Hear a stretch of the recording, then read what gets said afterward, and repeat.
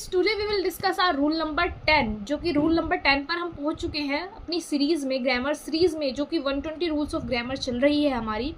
तो rule number 10 again एक बहुत ज़्यादा इंपॉर्टेंट रूल हो जाता है कॉम्पिटिटिव एग्जाम्स के पर्पज़ से। क्यों हो जाता है?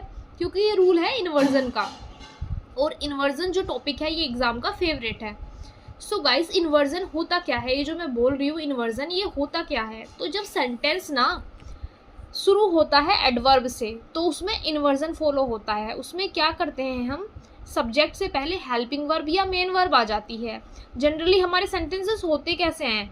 जैसे मैं बोलती हूँ राम प्लेज क्रिकेट, तो राम है एक सब्जेक्ट है, उसके बाद एक हेल्पिंग वर्ब आता है, फिर एक मेन वर्ब आता है।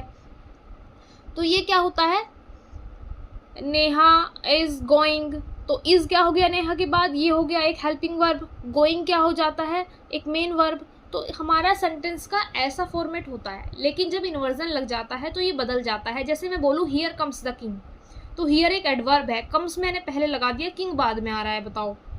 तो कम्स पहले आ गया तो मेन वर्ब पहले आ गया ना, तो ये कंप्लीट इन्वर्जन होता है। एक इन्वर्जन होता है पार्शियल इन्वर्जन, जिसमें हम हेल्पिंग वर्ब को पहले ले आते हैं। जैसे ईदर डज शी, ये उसने, या तो ये उसने किया, ईदर डज शी, तो हम क्या कर रहे हैं यहाँ पर, डज पहले ले आई मैं सी से, तो ये पार्शियल इन्वर्जन है। तो हमारे एग्जाम में यही पार्शियल इन्वर्जन आता है। जैसे मैं बोलूँ I have never seen such a beautiful place, तो ये तो मैंने बोल दिया, लेकिन मैं इसमें अगर इन्वर्जन लगाऊं, अगर ये नेवर स्टार्टिंग में आ जाए तो मैं बोलूँगी never have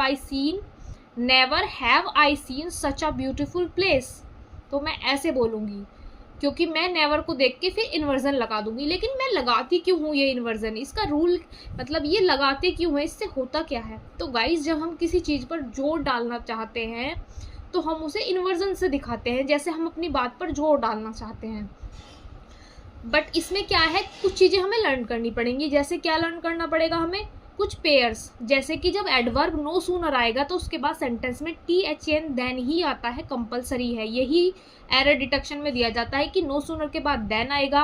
hardly, rarely, scarcely, बेयरली, जहाँ पर ये वर्ड्स आएंगे इनके बाद हमेशा व्हेन आएगा। अब मैं एक एग्जाम्पल देती हूँ, no sooner had I entered the class then it began to rain. No sooner had I entered the class then it began to rain, तो इसमें इन्वर्जन लगा हुआ है हमारा। तो ऐसे ही हम इस कॉन्सेप्ट को समझ लेते हैं।